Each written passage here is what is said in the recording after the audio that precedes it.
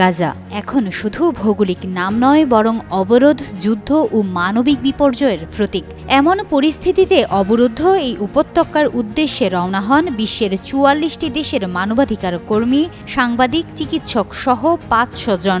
এর মধ্যে বাংলাদেশের হয়ে প্রতিনিধিত্ব করছে আলোকচিত্রী শহীদুল আলম। এরই মধ্যে ইসরায়েলি বাহিনীর হাতে আটক হয়েছে গ্লোবাল সুমুদ ফ্লোটিলার প্রায় সব নৌবহরের যাত্রীরা। আমরা কাছে যাচ্ছি, আমরা অবশ্যই সেখানে পৌঁছাবো। তবে সবশেষ দেয়া ভিডিও বার্তায় নিজের অবস্থান জানিয়েছেন ড্রিক গ্যালারির পরিচালক। গেল বৃহস্পতিবার রাতে দেওয়া ২ দফার ভিডিও বার্তায় শহীদুল জানান তারা গাজার খুব কাছাকাছি পৌঁছে গেছেন।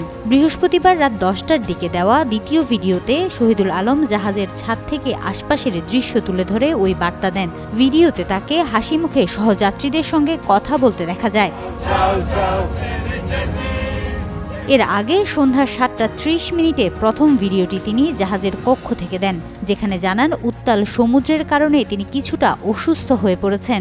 এ নিয়ে অনেকেই উদ্বিগ্ন হয়েছে জানিয়ে শহীদুল দুঃখ প্রকাশ করেন যে সবার আলাদা করে উত্তর দেওয়া তার পক্ষে সম্ভব হয়নি। তিনি জানান সে বমি করে পড়ে গিয়েছিল, তবে গুরুতর কিছু হয়নি।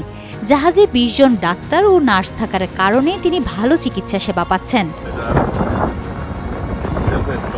এদিকে ইসরায়েলি সেনাবাহিনী দাবি করেছে তারা একটি বাদে ফ্লোটিলার বাকি সব জাহাজ আটক করেছে, তবে এই দাবির সত্যতা নিয়ে রয়েছে ধোঁয়াশা।